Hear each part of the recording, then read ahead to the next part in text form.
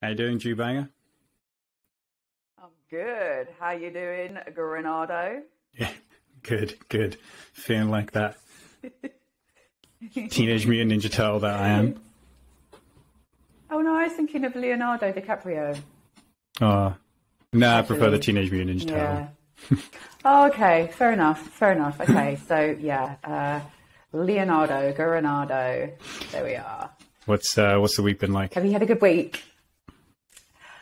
My week has been good. Actually, it's been a bit bitty, just because, as is the way when it gets towards the end of term, like you get a few cancellations, and my little boy was ill towards the end of the week, which kind of throws my schedule out of whack a little bit, and I have to juggle. But also, I suppose within these new limits that we have, I was a bit like, I don't know what to do. I've flow tested him and that kind of thing, but if people don't feel comfortable coming, so there's all this that you have to kind of interject into your work now. It's like, are people comfortable coming?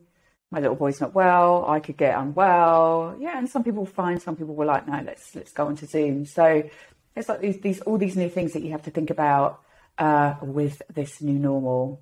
Hmm. So yeah, so it's fine. It's just that whenever he's ill, there's also another part of me that's like, I need to be there for him just in case something happens and he gets worse. Like I've been in situations where I've been at work, I've come back, and he's been like progressively worse to the point where I've had to take him to hospital. So there's always the like little Well, things like that in the back of my mind where I'm like, I just want to monitor him. He's fine, he's got a temperature, but if it gets worse, I just want to be there because I don't know, you can just sort of tell when things kind of go off with kids, and they go off really quickly.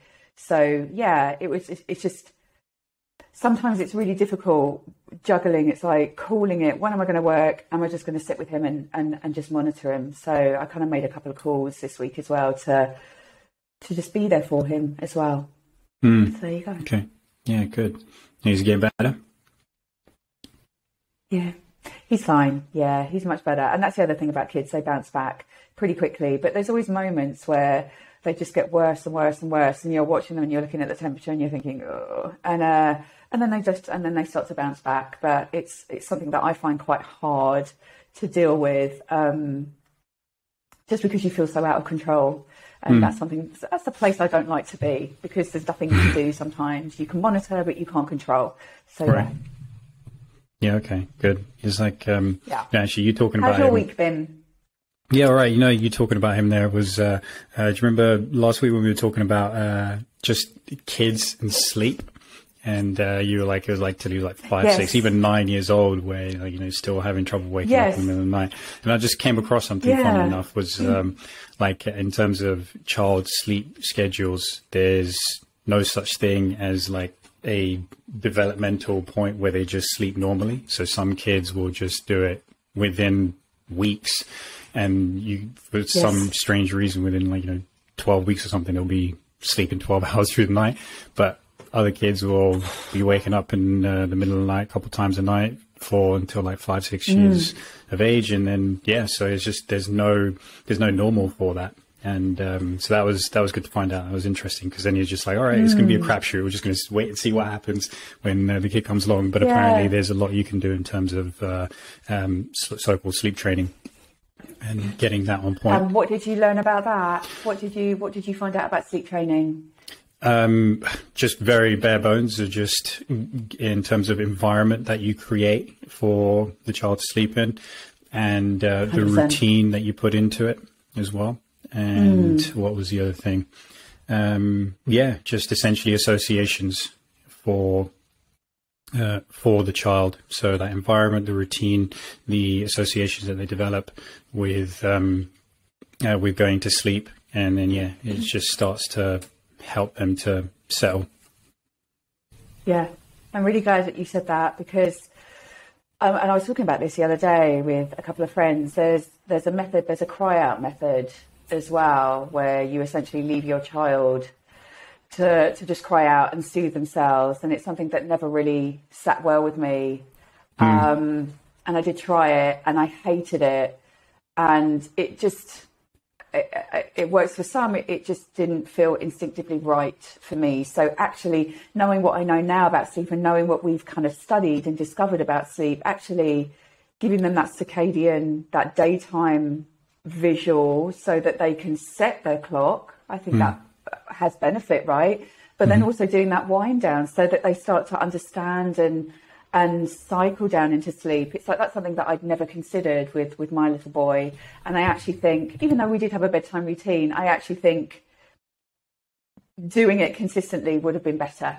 Because he was terrible. He never slept at all. Like, he would wake up hour after hour after hour. So I think if I could do it again, I would definitely have more of a schedule and more of a sleep routine for him, and just actually making the room more sleep induced. I think that's really important as well. Foods, everything. Yeah. It's like you have a better sleep schedule now. We definitely do. I mean, he's 11, so things change in terms of his development fairly quickly. But we both are upstairs and in our rooms by a certain time. He'll read, journal, whatever. He does watch TV, but he finds that that's a way that he can kind of dial down, whereas I find it less.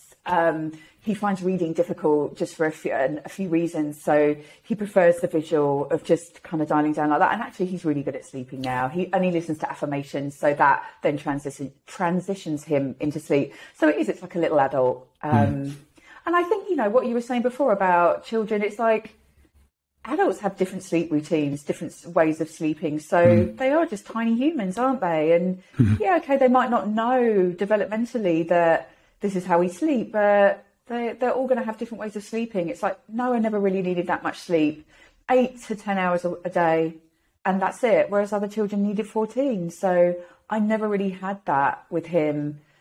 He was always just a very, very short sleeper, and that was how he was wired from the off.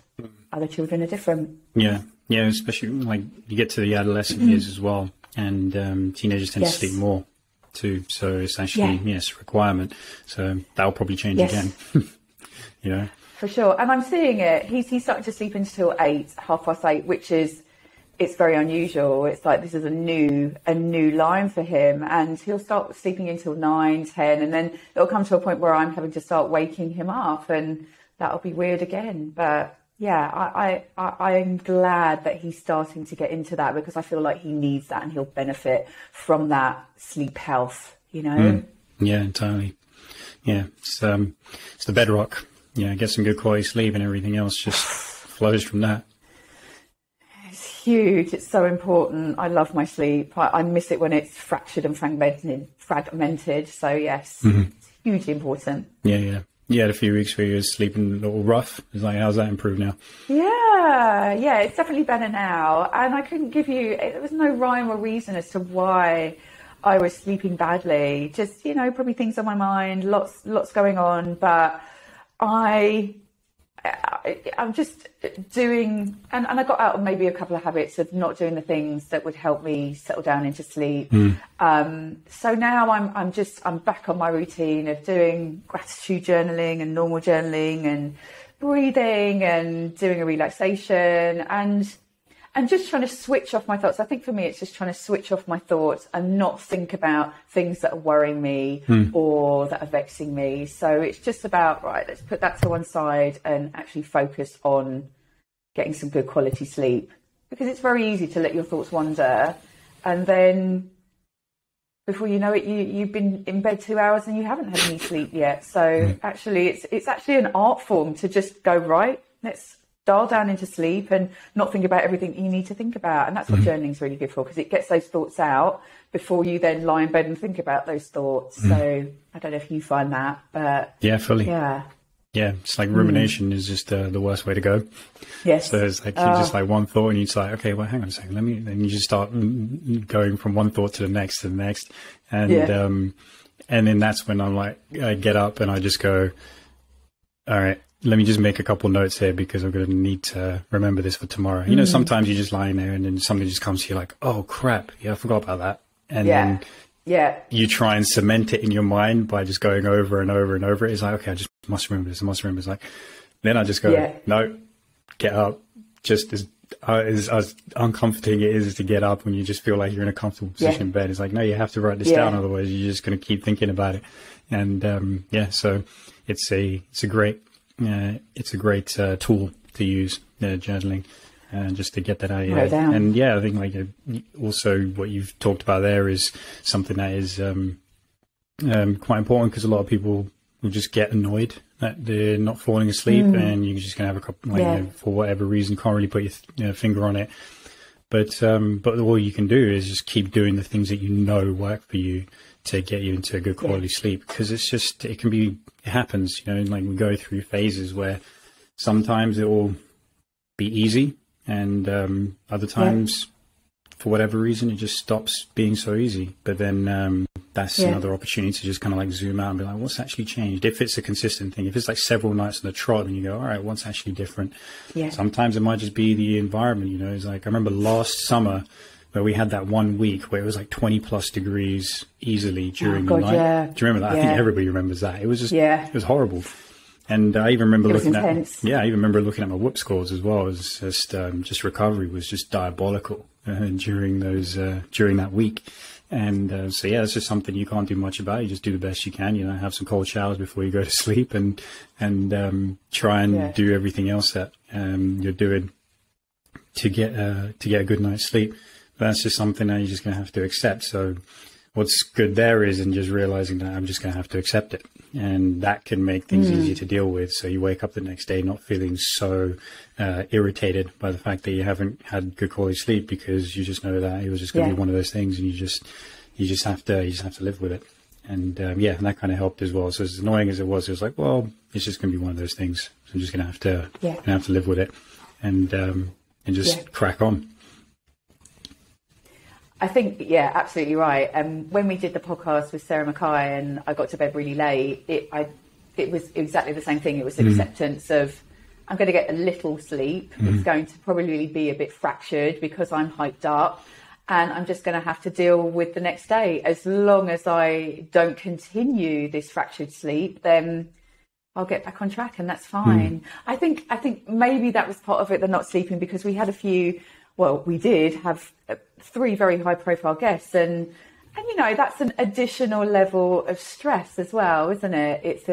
It's good stress, and it's important stress, but it is worrisome nonetheless, and you want to do a good job. So I think that's part of it as well. And it's just, and life stuff as well. That's part of the reason I don't sleep sometimes, is just life stuff. You're just thinking about things, and like you say, that mental load of thinking about all these things that you've got to do, and actually just writing them down and dealing with it. Because whenever you're in bed and thinking about them just before you go to sleep, they're always so much bigger and more intense and more dramatic in your head. And then you get up the next day and you're like, it's not actually that bad. I can deal with this. It's fine. So something about being in bed that just catastrophizes things a little bit more. So it's a good practice to journal stuff and just get stuff out from your head onto paper. I think it's a lot to do with the time that it is where you're essentially by yourself and you are allowing thoughts to just bubble up, because you haven't got anything else to do except for just lie down and fall asleep. And then the thoughts come to the surface, and then you start to realize there's a whole bunch of stuff there, and something to kind of contend with. And there was something, I forgot what it was now, because when you mentioned that, but it's just literally the trail of thought just ran out of track there. I know. Like, what just happened? Because I knew where this was going. I have that all the time. Yeah, exactly. I swear it happens at least like once a podcast to both of us as well. Yeah, to both of us. It just goes, I'm like, oh crap. It's just forgotten, and it comes back. Yeah.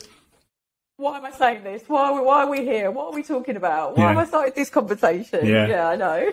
But it was, I think it was about something about rumination. Because that's what this is where it was going. because I was like, how did I make that link? It doesn't even matter. A lot of times you don't even remember how you make the link, but it just go in there because is like rumination. What I find is that thing of, it's actually that thing that you said of it being a lot worse, like 1,000 times worse in your head when you get into bed. I think that's a function of like, just, it's an interesting thing, at least for me. What I find is just if it's ruminating in my head, if I actually literally, if I say it out loud, it has like nowhere near the weight that I thought it had in my mind. You know what I mean? So, so it can be something like, for example, I could be carrying some doubt, and then I literally express that and I go, what am I talking about? I'm not doubtful at all, or I'll have a line of thinking, and then, just get that line of thinking just gets expressed. I'm trying to think of an example because it literally happened to me yesterday. And then, then I just start laughing about it. I'm like, oh no, it's actually not as big a deal as I'm making out in my head. I literally just get it out of my system and I go, oh yeah, no, everything's totally manageable. Oh yeah, it's just, for example, just, thinking, weighing up a lot of different things. It's like, okay, I've got my coaching business. I've got the podcast, and I'm thinking of adding like other streams to my business. It's like, okay, my accountant just emailed me and I need to do something for them. And then I've got a couple of other things that I need to take care of. And then, just like, those thoughts just build up. And then you just start thinking to yourself, I've got way too much to do and I've got no time to do it. And oh shit. But then I said those things out loud and I was like, just do one thing. And then I was like, okay, I'll just do one thing and I'll do the most important thing first. And that's deal with the coaching aspect of my business. Fantastic. All right. So I started doing that and I just felt immediately like, you just feel a lot better because you're just doing something meaningful and you've stopped the ruminations in the track by just taking action. And that's what's important. And then so it's very easy for me to start running away with, I've got this one thing to do, and then I'm like, oh no, wait, I've got 7 things to do. Oh no, wait, that's 27 things now. And I just go, hang on, reel it right back in, do that one thing and think of that one thing, do that one thing, and then, chalk it off the list, and then you got the next thing to do. And then at least that way you can go to bed knowing that you've done at least one thing, which is going to make your life easier the day after. So I think that's what's interesting about it is when you just stay in your head, things feel and you make them a lot worse than they actually are. But you literally express it in one sentence. This is how it worked for me, is I can just in one sentence, then everything all of a sudden just feels fine. You gain a hell of a lot more perspective just because you just go out of your head and put it out there in the world, and you go, oh right, it's nowhere near as bad as I thought it was.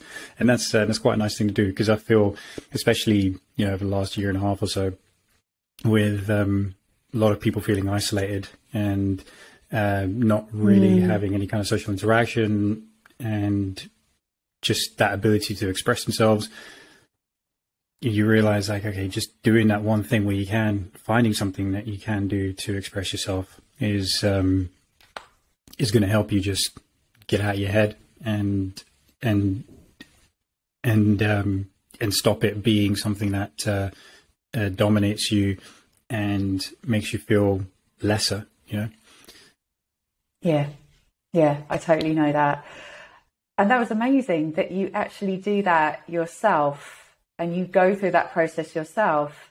Because it was like something that we were talking about with Cindy, Curious Neuron, in the podcast a couple of podcasts ago, and how when your thoughts can be jumbled within your head, can't they? They can just be all over the place, and they can go from different things, and they can be so much bigger in your head. But then when you actually start to verbalize and communicate and actually say the thoughts that are in your head out loud to someone, and this is maybe a really good way of segueing into what we were going to talk about, actually those thoughts can lose their intensity and their power, and they don't feel as bad, and actually it isn't as awful. And it's like you said, if you start with one thing, that often snowballs and you move into the next thing and the next thing. But when you're in your head, when you're locked in your head, sometimes you can just get a bit overwhelmed and And I think it's important. Either it's great, you talk to yourself, talk to someone else, talk to a therapist. It's all these things are so valuable, but I actually feel the more that I talk and the more, and I've bizarrely over the pandemic talked more than I probably ever have in the last decade. And actually learning to communicate and get the words from your head out is amazing. And it makes you feel so much better, but it also just makes you more able to communicate. But for me in particular, being able to get the jumbled jungle of thoughts in my head out has been amazing. So we can talk about that now if you want. Well, you gain a ton more clarity, right? So it's like you're walking through a jungle with your machete and just chopping stuff down and there's the clarity, there's the route, there's the path. There's the clarity, absolutely. And I suppose this is a good way of going into something that I wanted to talk about today. And I've been thinking about it for a really long time and kind of I don't know if I should talk about it. I don't know if it's the right time. It's quite a vulnerable conversation in a way, but just to talk about therapy. And I was inspired by Cindy because she was talking about how she had therapy and that she'd put it out there. And it's quite a vulnerable thing to do, to talk about it. But I just thought it might be a useful conversation for our listeners. And, I've had over the years various chunks of time where I've gone to a therapist, and it has and is super, super useful. And I think the reason I've gone is because I kind of treat mind work and talking therapy a bit like, and I approach it a bit like I'd approach musculoskeletal therapy and movement therapy. If I want to say there's something wrong with my musculoskeletal system, I'll go to an osteopath or a physiotherapist, or I've got a dysfunction within my movement patterns or my musculoskeletal patterns, I'll go to an osteopath, or I'll go to a personal trainer, or I'll go to another Pilates teacher, but I'll go to someone to help me change those dysfunctional patterns within my body, within my muscles, within my nervous system, within my system. So with that approach, I was like, well, then maybe therapy, mind work, the brain is like the control center for everything else in our body. It's like the master control. And if that's not working as well, and we have these kind of thought processes and patterns that maybe aren't serving us, or these beliefs that behind everything are kind of maybe a little bit more negative, then maybe I do need to do some mind work, some therapy work, some talking therapy, as therapists often call it, to help me better understand my thought patterns and processes, which is really going to have a knock-on effect and a trickle-down effect onto my body, because, as we all know, the body tends to keep score for things like emotions and thoughts and feelings that we're maybe suppressing. And if they are all jumbled in my head, or there's something going on, or I've been through something that I consider traumatic, and I'm not talking about it and it's all just in my head, then that's going to have an effect on not only my body, but everything else, every other aspect of my life. So for me, I feel like therapy is part and hand in hand with everything else that I do. And that's why I feel like it's an important discussion, but also that it's not even like, I don't even think it has to be something catastrophic, but it's just, we all go through difficulty in our lives, don't we? I don't think anyone escapes life scot-free without going through some sort of difficulty, whether it's something big, like there's a death in the family, or there's illness, or I don't know, there's a car crash, or there's abuse or whatever, or it can be little smaller, tinier difficulties, or not tiny difficulties, but just dealing with a difficult boss, or, not being great with money or something like that. So I feel like everyone goes through difficulty, and you might get affected by that. It's like that then creates trauma within the body, within the brain. And I think what therapy is really good at doing is helping you unravel that, and helping you understand why and how, and making sense of those thoughts. And then also just talking about it and being given kind of advice back by someone not within the situation. It's a safe space to talk about things. You can talk about anything and they're not going to judge you or give you advice that maybe is unwanted. So it's like a really nice safe space to talk about things that are affecting you and to help kind of make sense of them and help them lose their intensity in a way. So that's why I've done therapy over the years. And I think it's a really valuable practice. Yeah, completely. So I think I love the way you said it as well. It's like you're working on your mind as if you were working on your body. And yeah, you're just like removing unhelpful patterns that have been stuck. And that's what we do when we have injury, say. You know, you will go and see a physiotherapist, a chiropractor, an osteopath, whoever it might be, because you've had a physical injury and a physical trauma, and you're going to try and overcome it, and you're going to try and fix out the problem. It's the same with the mind. It's like you can have a trauma, a pattern from that gets embedded, and then the next thing to do is to unravel that pattern so you can live a healthier life, rather than, you know, use the physical analogy, rather than like limp on and make things more difficult for yourself. So it's completely it. And there's in Sarah's book, Demystifying the Female Brain, she spoke to, I can't remember if it was a neuroscientist or a psychiatrist, someone, but basically saying, like, you know, we need to treat mental health in a similar way to kind of ailments that we get physically. So to the varying degrees that we get them. So you could have a physical illness. Sorry, you could have a mental illness, which is like getting a common cold, you know, the equivalent of that, or you just like, you know, a really bad flu.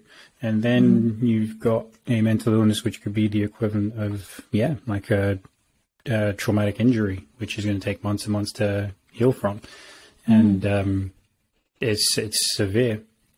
So, using that kind of paradigm to compare it to is going to be helpful, because for whatever reason that the stigma around mental health issues and receiving therapy exists, if we can look at it in that same light, then we will remove that stigma, and it just makes us feel a lot more at ease to just go and explore and realize that it's the same thing as if you picked up a physical injury or you had a physical problem and you're just trying to work through it.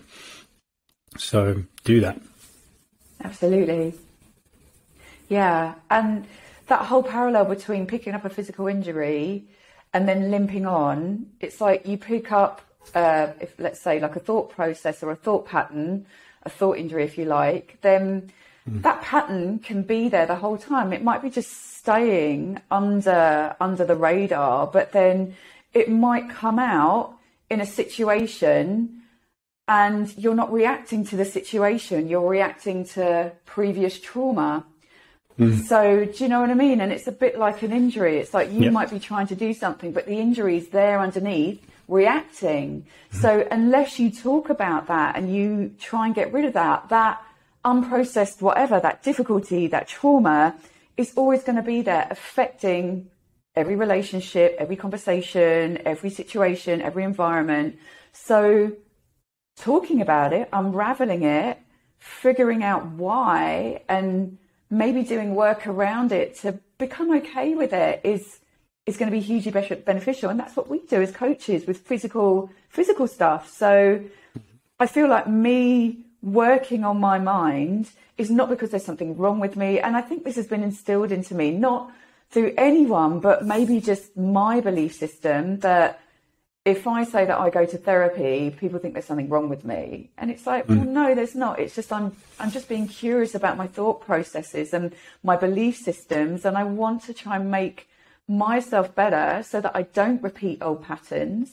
I don't get into old cycles and habits, and I can move forward. It's like you can learn and grow from any past trauma. But I think if you don't, and you're repeating the same patterns and the same cycles over and over and over, you're just going to go through life just repeating the same things. And it's the same with injury or whatever. It's like, if you don't fix it, or if you don't do something about it, it's just going to keep coming back, or it's going to keep going. And then you're going to get to the end of your life and go, oh, and it's like, I knew that I wanted to change so many patterns so that I could live a better life and grow from all the things that may have gone wrong in my life, you know? Yeah. And that's what it is. It's like highlighting that something hasn't gone right and moving on from that. That's what mistakes are, right?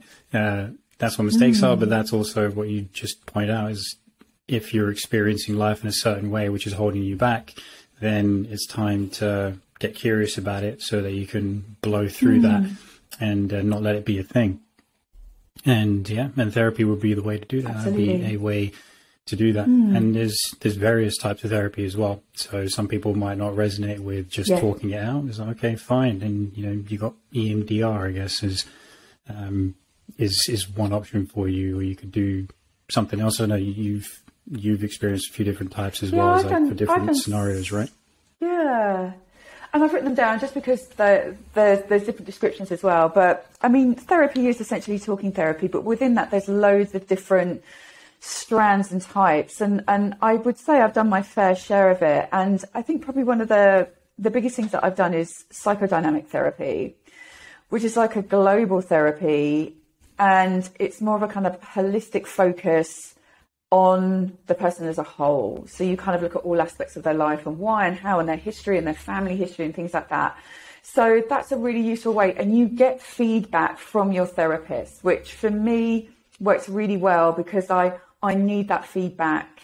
I've been in therapy, and it's more a kind of, I think, Freudian therapy. It's like more of a talking therapy where you just sit and they listen and then you go. So nothing kind of gets resolved in your mind. It's almost like that idea of talking gets it out and that's it. And that didn't really work for me. I quite like that push-pull of someone who isn't within my life going, well, what about this? If you thought about this, it's like a safe space to discuss. I've done cognitive behavioural therapy, so CBT. And I'm going to read this out just because I won't remember. It's a type of talking therapy which focuses on how your thoughts, beliefs and attitudes affect your feelings and your behaviour, and teaches you coping skills for dealing with different problems. So the thing with CBT is it focuses on the problem that you have right now, and it gives you tools and ways of dealing with what you're going through right now, but it might not focus on the root cause. So I always was quite interested in focusing on the root cause as well. Where's this all come from? Why am I experiencing this now? What's happened to allow me to experience this now? So that for me was quite useful. I've done motivational enhancement therapy as well, which is MET, and that's a direct person-centered approach to therapy that focuses on improving an individual's motivation to change. So there's loads of different types. I've also done hypnotherapy, which is incredibly powerful. And that's very different again, because you actually get put into a trance-like state, and then within that trance-like state you're given positive suggestions to help you move through whatever it is that you're experiencing that's difficult. And that probably is one of the most powerful things I've ever experienced. But yeah, it does wear off. That was incredibly powerful. So yeah, there's lots of different ways. It's just, I think it's also about the therapist. You have to gel with someone much like you would in life. It's like people come to me and sometimes I don't work for people, and other people come to me and we work really well. So it is about that rapport that you have with a therapist and deciding whether you want to work with them as well, I think. Yeah, exactly. Completely. And something that you said there as well, which was about the looking at the root cause and trying to figure out what the root cause is. Yeah, there's kind of an argument that it's not necessarily, in some cases, not necessarily that important, because the more you try and dwell on what's happened is stopping you from actually just taking the action that you need to take now to overcome the behaviors that you have. Sure. Yeah. And I think that would definitely work for lots of people. But I think because I have cycled between lots of therapy, I think I'm at a point now, I'm at a stage where I'm like, okay, I understand everything. I've done all this work, but I'm like, why? And so for me now, from where I am at my stage, I'm like, let's just cycle back and understand what this core belief, where has everything, if we could like have one thing in the middle and track it all off from there, where's this all coming from? And it's almost like that NKT thing, that neurokinetic thing where neurokinetic therapy thing, where you find that one muscle that's out of whack and it has a trickle down effect into everything else. And I guess that for me, it's like, I want to find out what that main core thing is. And then maybe that just might help me to understand everything else and do the work on that. Yeah. Yeah, sure. Yeah, it's like, yeah, exactly. Yeah, again, it's like it matters depending on the circumstances, doesn't it? Yes, absolutely. Yeah. Yeah, that's interesting. So have they all worked for you in different ways? Yes, they have. I mean, I've had some where I've just felt like for what I'm coming to that particular therapist for, they've maybe not got the experience, but maybe just that isn't their forte. Main focus, and I need, their forte. And don't get me wrong, I've been to some therapists that have given me terrible, not advice because they can't really give you advice, but have pulled my decision towards something that maybe wasn't the best way. So it is really interesting. Like, I think we've got to remember, much like us, like therapists are still people. Yeah. They come with their own trauma and their own set of issues and thoughts and feelings and understanding. And sometimes the way that they might see things might not necessarily be the best way for you. So that's why I'm like, and that's one of the things. It's like, if you feel like something isn't working for you, it's okay to say that you don't want to do it anymore, and that it's okay to go and find another therapist. So yeah, they've all given me stuff. I think just talking about stuff in a non-judgmental space with someone that isn't in my life has been beneficial all throughout my life. But I'd see the differences because I've had a few. I've seen the differences. And I think the most recent therapist that I've spoken to, she's definitely, for my moment in time, the best one for me. And so, yeah, and that's going to change throughout your lifespan. It's like different experiences in your lifespan are going to draw you to different therapists, much like they would draw you to different movement practices. So I think everything's been beneficial, but I feel like now I'm really getting to the bare bones and I'm really learning a lot about myself. So it's fascinating, and it definitely helps me within my life, within my work. And if you are struggling with something, anyone that's listening, or you're saying to yourself things like, oh, I'm bad at this, or I'm just like that, and and you keep hearing these words or phrases in your head like, oh, I'm no good in relationships, or I'm so bad with money. It's like, maybe just get a bit more curious about that dialogue that you're saying to yourself. It's like, why do you think that? Is that just something that you've resigned yourself to, or where's that come from? It doesn't have to be like that. You can change and change a cycle at any point in your life, So I find, and it makes me more attuned to what people are saying. It's like I kind of like my ears prick up when I hear certain things, and I'm like, why do you think that? And it depends how well I know someone, but I'll sort of investigate and get curious and be like, why do you think that? What's brought you to that point? Oh, I'm terrible with money, or I'm no good at this, or, oh, I do this too much. And it's like, why? Do you know why? Have you thought about it? And maybe just peel off some layers and see what's actually going on underneath. So I guess it helps my relationships as well. Yeah, big time. It always would do. Working on yourself. If you're more comfortable with yourself, you're going to be better with people. And that kind of thing as well. You're more accepting and more empathetic towards people's different viewpoints as well, because one of the common things that happens is 100%. To feel like you need to speak to someone, and you can be speaking to friends about it, but it's that unsolicited advice that you're talking about, or pointing you in the wrong direction, and Yes. there's a judgment that comes in as well. And to be able to talk or for somebody to be able to listen in a non-judgmental way and be able to provide some level of support of that, it's difficult for most people. It's that's why most people are therapists. So there's a need for people in general to just be accepting of a viewpoint, no matter how warped it is, to be able to investigate it. Yes. And help, and if it's that other person, to help them investigate it if that's what they're looking for as well. So you don't even just leave like that, leave that judgment out of it, because that's the thing that makes it hardest for people. Is that's why people don't reach out in a lot of cases, is because they just feel like it's like you're thinking of a certain person you might speak to. It's like, no, they're probably going to come at it from this angle and they're going to think this. And I do that. Yeah.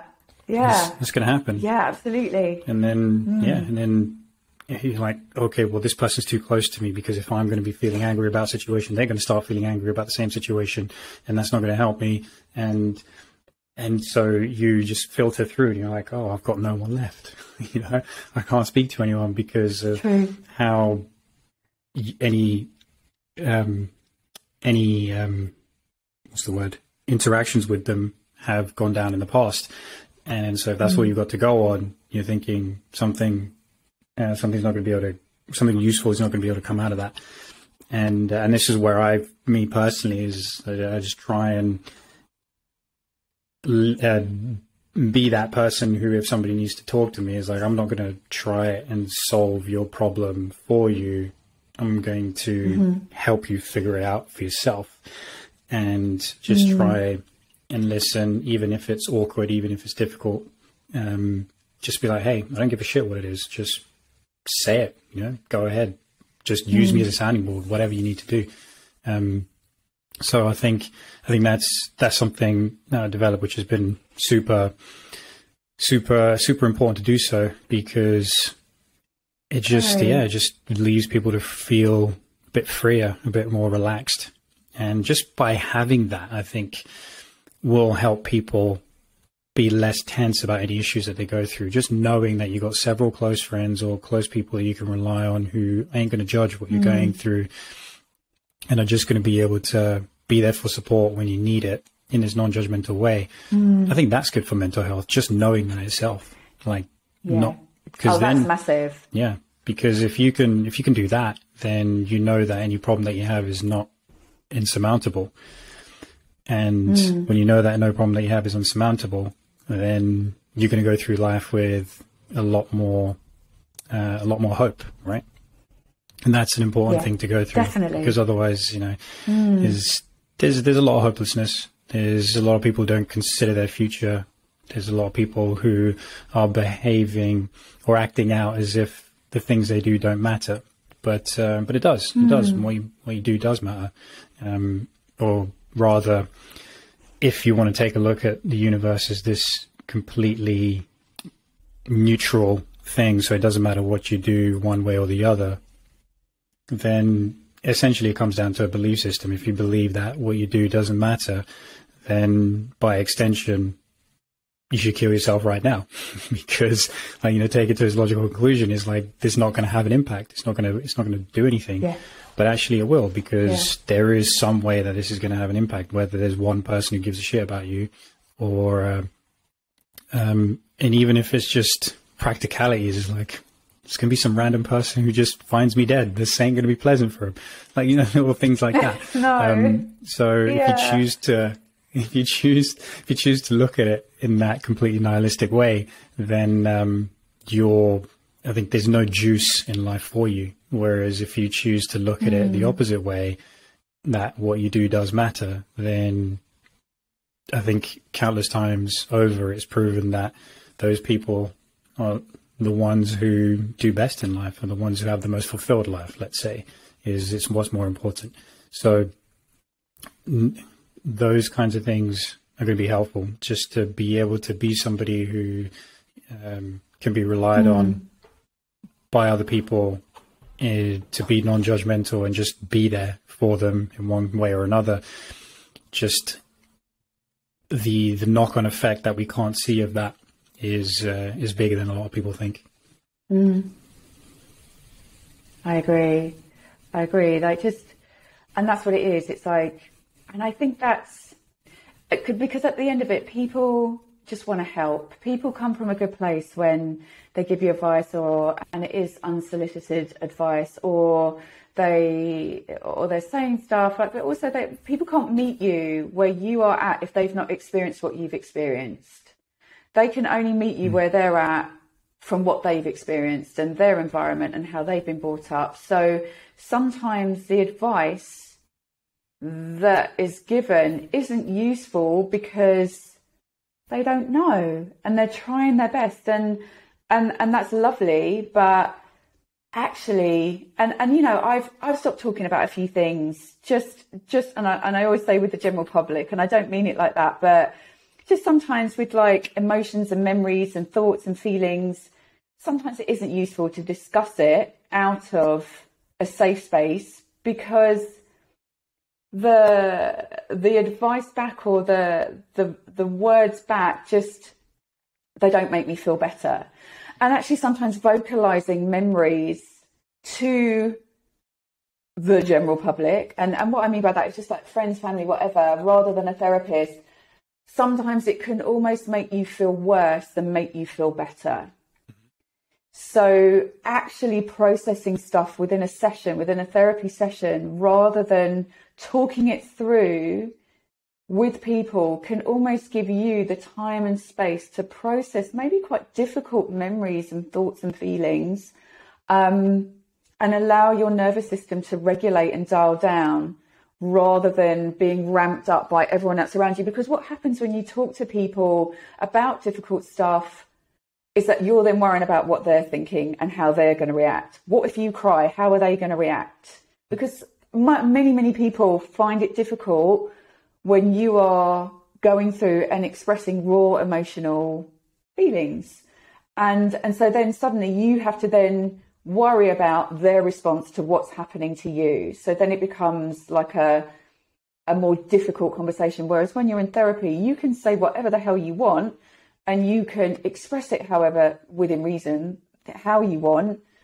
And that person's trained to know how to deal with that. And actually a lot of the time they're like, let it out, just let it out, let it out. Whereas when you're talking to friends and family, not only are you going to potentially get advice that maybe isn't the most useful, it's meant from a good place, but it's maybe not useful, but there's also that added pressure of don't cry, don't react, just, you know, because you don't want them to feel uncomfortable. So what therapy's done for me as well is like what you were saying, it's like it's allowed me that understanding that if someone did come to me with something that they want to talk about, I'd be like, just let it out.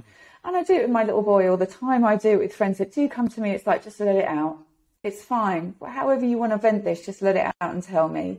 Because this is non-judgmental and I'm here and I'm not going to give you anything, any advice. I'm just going to let you voice what you need to voice. So I think that is really important to have people around you that you can go to. But it's like you say, a lot of the time, I will literally chuck it through my head and I'm like, oh no, but now I'm like, oh, it's fine because I've got a safe space to talk about things. So have those people around you, brilliant. But if you haven't, or you're not quite sure, then go and get a therapist and have that safe space. It's perfectly fine. Yeah, exactly. And yeah, it's made me think of a couple of things there as well, which is just like the kind of level of isolation that we're experiencing, not just because of like the pandemic era, but just in general. There was some result from a study that was, a study or some surveys that were done.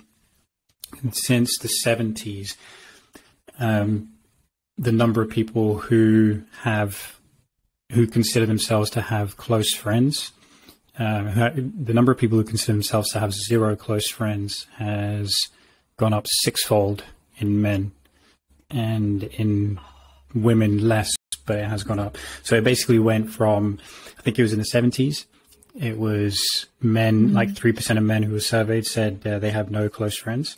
and now it's 15% of men who are surveyed saying they think they've got no close friends.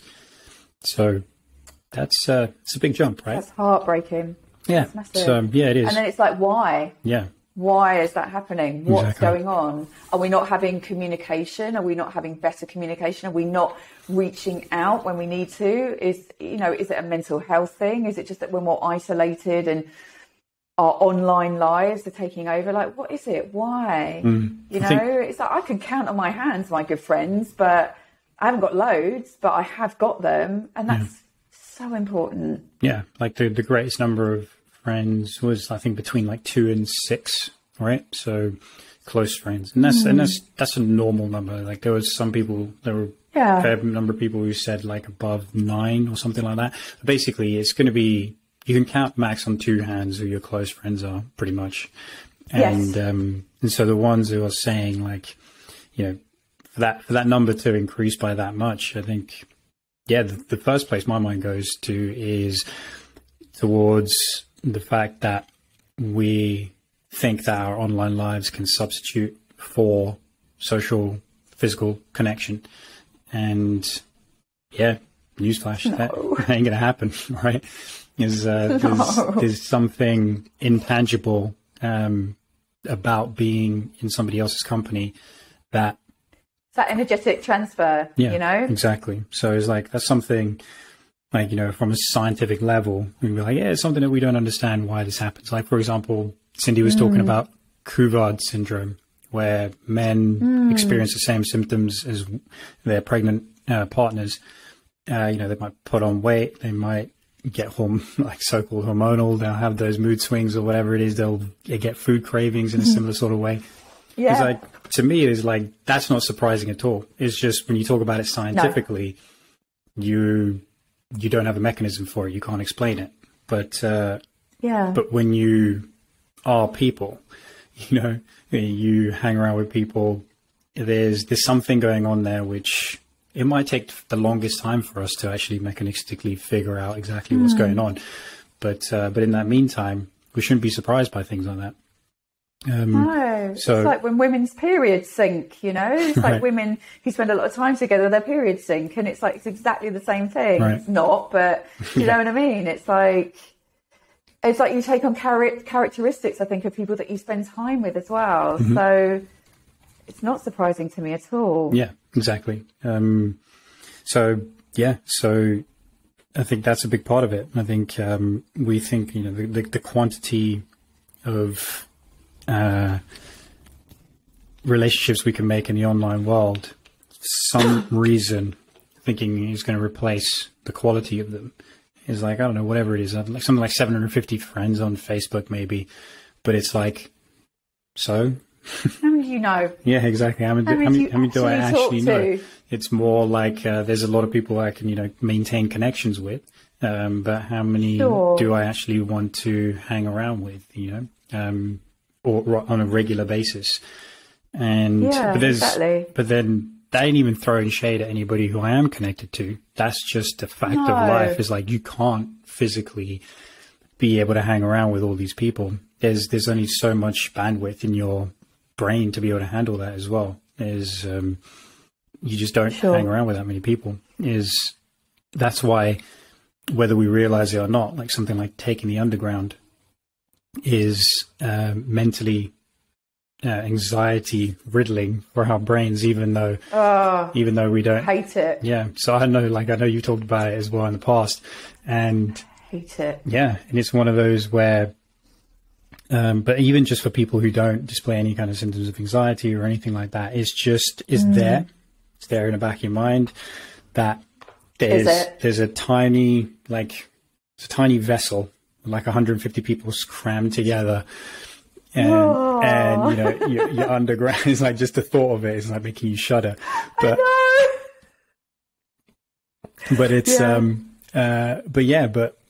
it's you're just seeing all these strangers, and your brain isn't wired, like from an evolutionary perspective, to recognize or to be okay with that number of people around you in such close vicinity.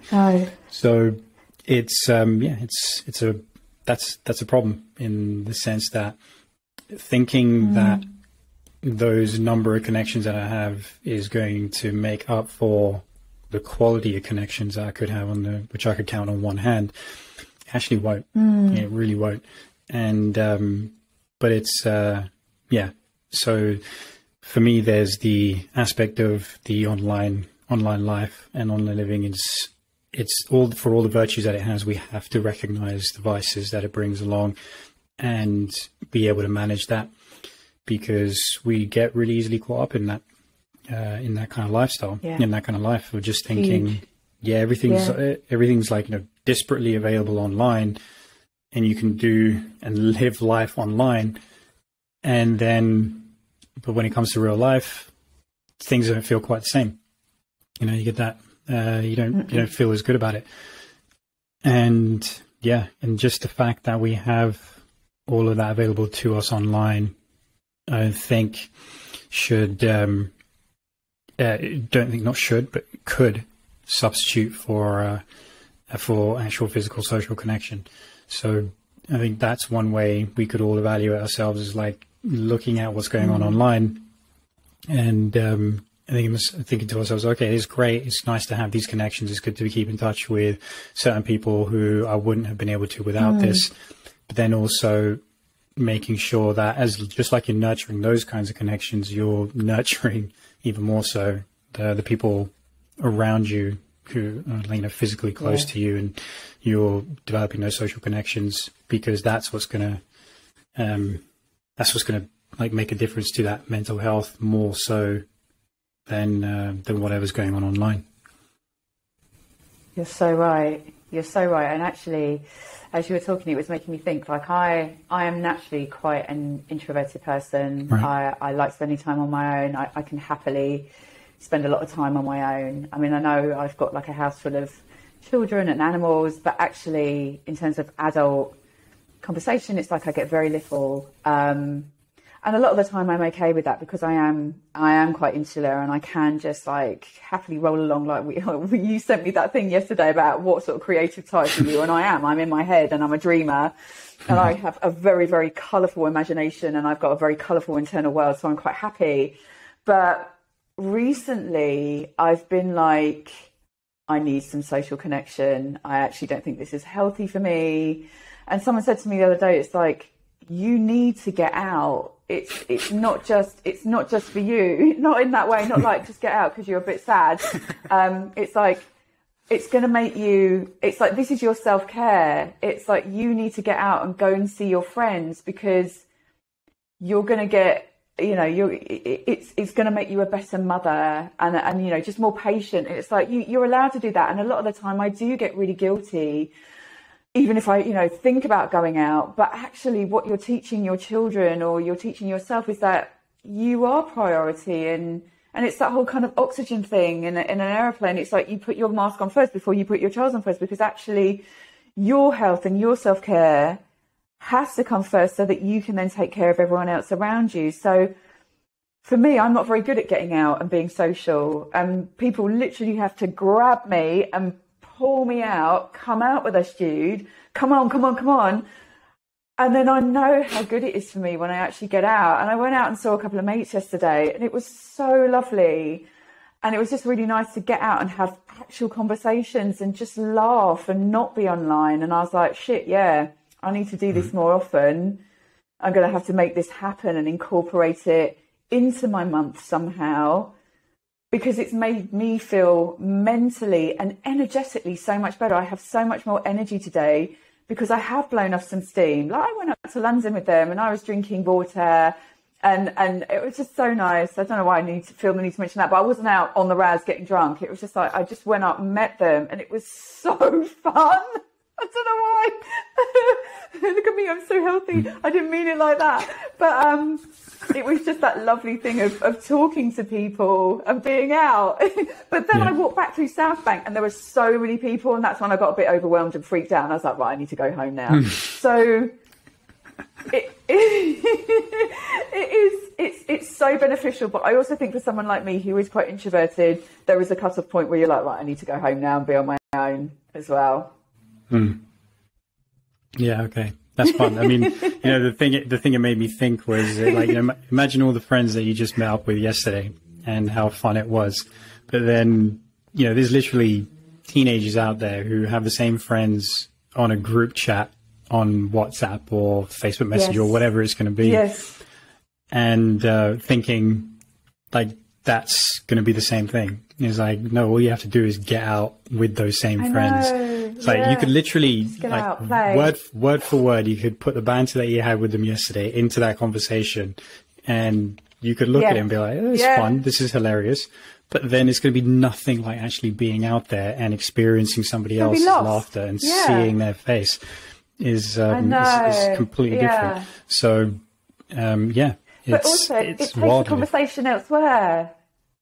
Mm-hmm. Yeah, it takes the conversation elsewhere. On WhatsApp, it's so lost, or online, it's so lost. But actually, if you and I were talking right now and having an actual conversation, it would probably be so different because we would be like feeding off each other, and I think it would just be, different, and it is different. But also you're reacting to your environment as well. So we were out and there were lots of other people and we were listening into other people's conversations and we were like discussing what they were talking about. Right. And that brings it into the conversation as well. So you experience stuff that you wouldn't experience online because you're out and you're viewing life, right? Yeah. So exactly. That's the difference as well. Yeah, it would just be a different vibe. Like, we'll have this conversation, but the fact that, we'll physically experience each other's energy as well is going to be, it's going to add something to it. And that's why, there's a lot of instances where I listen to podcasts a lot. I like, the different kinds of conversations that people are having. But even just if it's like the format that we're in, is just, you just see two people's faces or two people's bodies and then they're interacting. But seeing that as well, you actually get to see and feel and experience how that person is putting together a trail of thought rather than just hearing a voice that just pushes it out. So, good example of it was just like listening to Andrew Huberman's podcast where he had his first guest on, which was a psychiatrist called Carl Diceroth.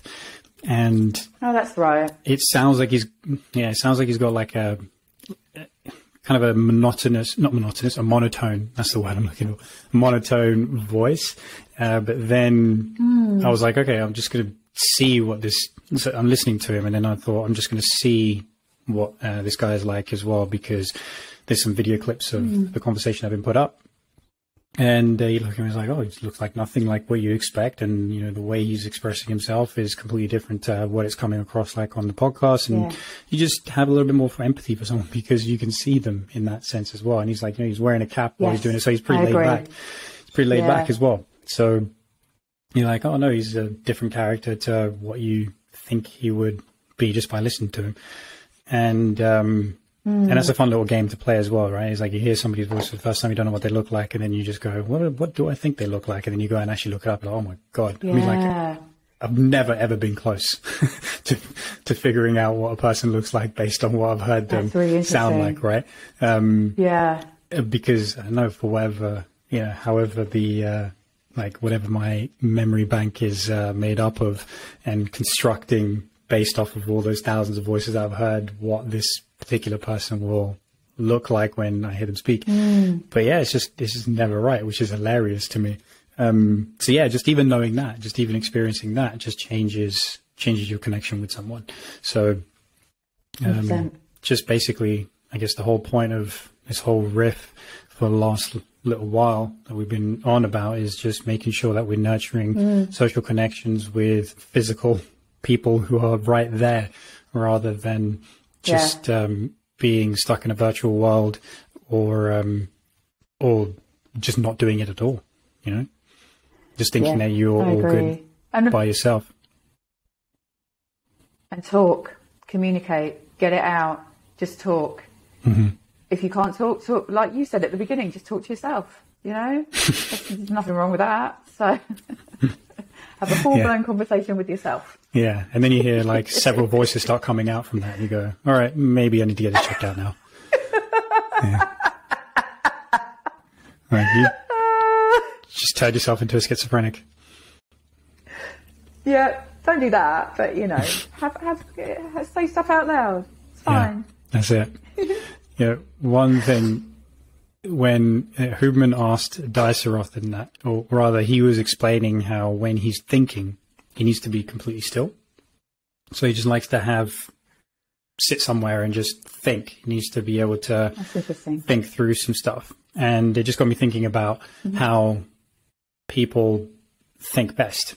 You know, so he's like, I need to be still, so there isn't a distraction of movement or whatever. I find, and like, you know, yesterday was a good example of this as well. I wouldn't know if it's my best thinking, but I think I get a lot more epiphanies if I'm using my body, if I'm physically doing something. Okay. So I was working out yesterday, and there were just a couple of things that came to me. And just what we were talking about earlier, the idea of rumination and how that is heavy and it makes things feel 1,000 times worse. But while I'm working out, there's an expressiveness that's there as well.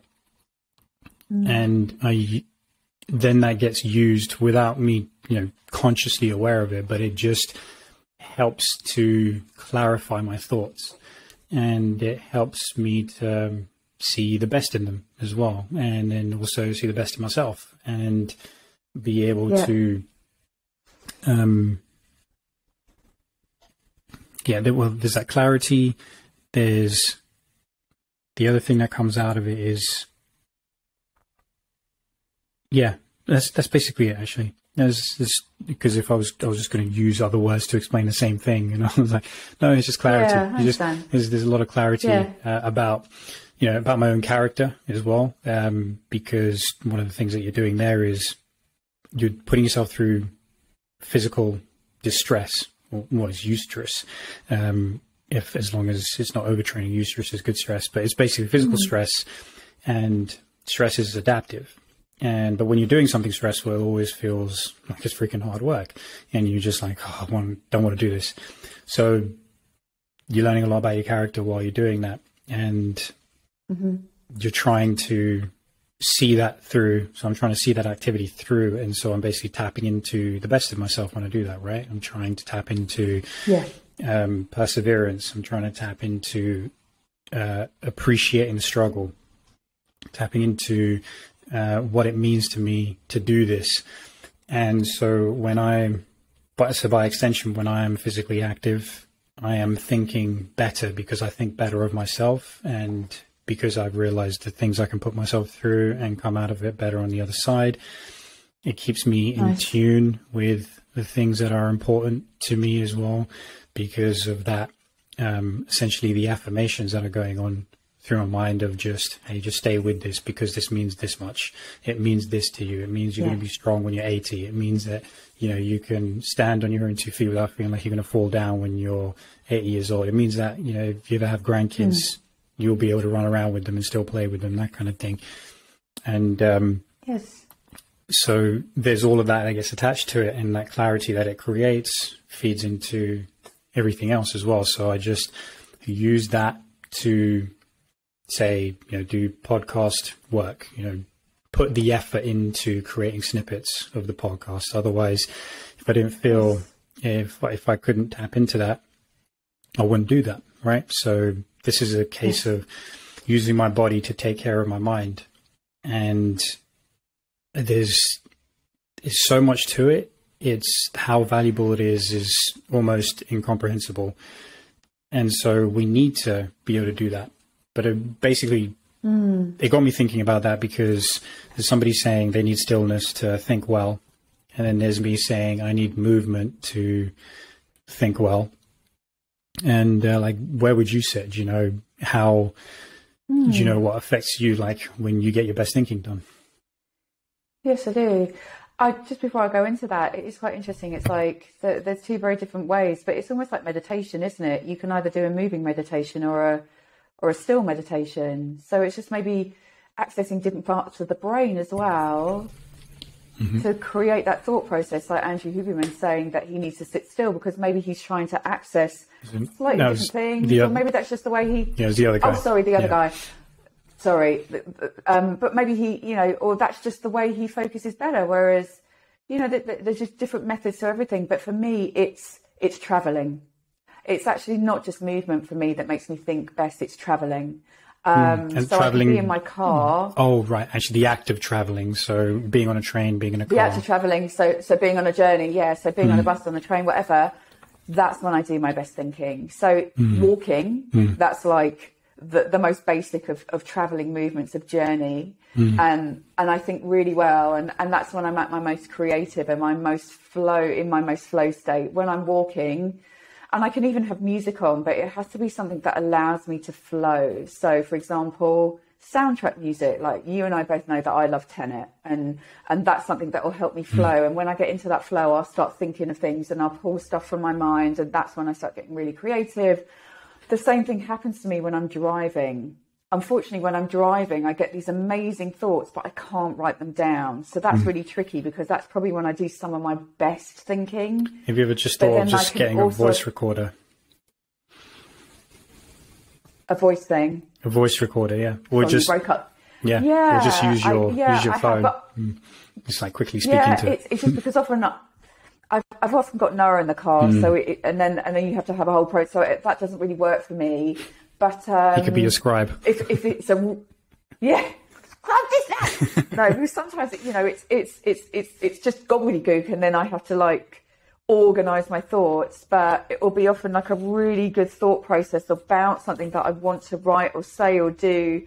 Sometimes I stop the car. It's that good. I need to write it down. I don't mean like that. Get this down. Oh God, no, I don't mean like that. But you know what I mean. It's just like, I need to write it down now. That was a really good way of saying that. But I do the same thing on buses and trains as well. Buses and trains. Like often on buses when I'm up high, it sounds really weird. My brain's so weird. But when I'm up high and I can see horizon, and I almost go into that, I suppose, panoramic gaze, or I just like lower my gaze, and that allows me to get really super creative. So for me, it's movement, it's journey. Yeah. That's not even weird. That's so like when I'm training. That last one that you said, that's not even that weird, because you're getting a great, you're enhancing your field of vision. Yeah, you're getting that aspect. And I can't remember exactly the mechanism, but it does help you become more able to take expansive. Yeah, you're able to take in what's going on in your environment more, and it can shape the things that you're feeling. So it can help spark some creativity, I guess. I can't remember. There's a mechanism, but just like the idea of just looking at the horizon, which is what you said, having that long distance view, panoramic view, just helps you to stop being so. It is the physical thing that you're experiencing is a good. It's like even a metaphor for actually what's going on. It's like you're able to take in more of the world by having that panoramic view, by looking out of the horizon. You get yourself out of tunnel vision. You're able to look at things in landscape, let's say. And then, whereas if something's like right up in front of you, you know, we work on computers all day, or everybody's looking at a phone all day, then doesn't work for me. Yeah, your field of vision becomes more parochial, and your thought pattern becomes more parochial as well. So you're able to open yourself up by doing that. So that makes total sense to me. Yeah, it's like it's movement, but movement not as you say. I don't really have a thought process when I'm actually exercising or doing movement like resistance or whatever. But for me, it's journey and it's travel. It's actually traveling. That's when I think best. So. Yeah, I'll often go for a walk to try and allot my thoughts and collate my thoughts and get some clarity with what I'm trying to say. Yeah, and that I actually find having conversations on the phone better when I'm walking as well. Yeah, I don't know if you find that, but I cannot sit and have a conversation. I have to either be traveling in a car or walking, and I find that I'm able to communicate better. I don't know. Yeah, it does. I mean, it's a phenomenon that I noticed myself, and then I actually found out about it a while ago. And it is one of those things where actually, especially if you're going to be taking an important phone call, you always get up and you start walking around. You just don't sit still. So there's thinking better thinking that comes through movement as well. You just through locomotion, and then when that happens, you're able to think better. You're standing up, so you can project your voice more. You can feel more confident doing all that kind of stuff. There's something to it where it helps you to, like, the movement centers of the brain.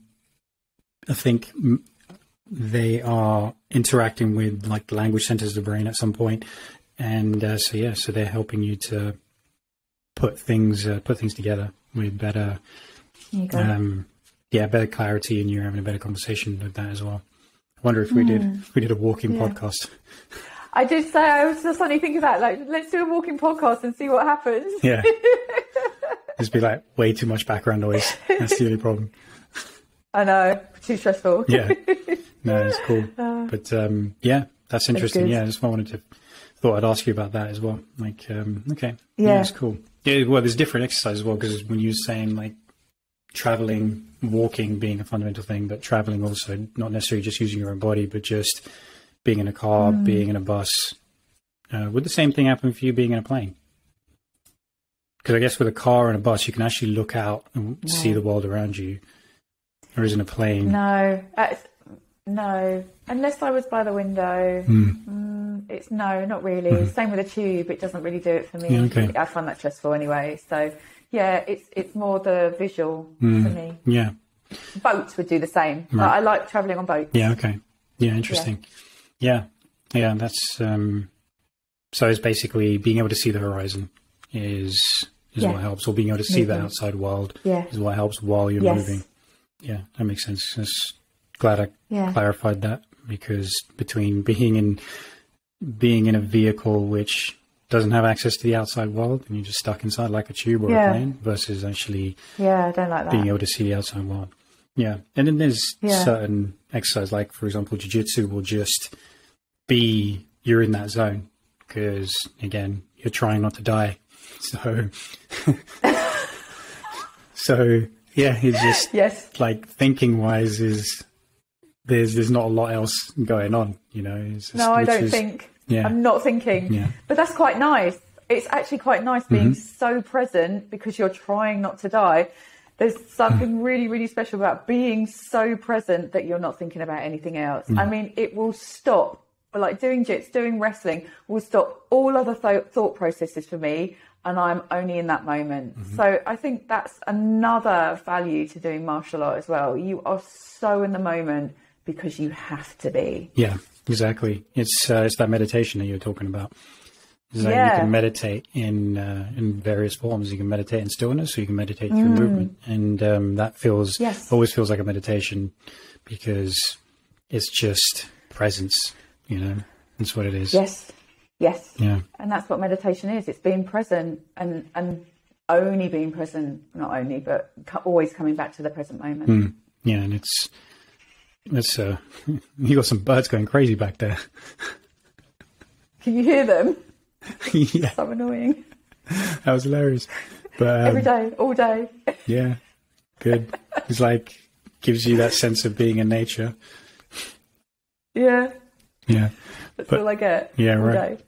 Day. I think having practices like that is just so important. I think that's why, another reason that I love doing that, I love doing jits, is just that aspect of it as well. Just something that puts you fully in the moment. Yeah. And that's quite a meditative thing. And I think the ability to switch off distractions and just focus on the thing at hand, that is kind of meditative as well.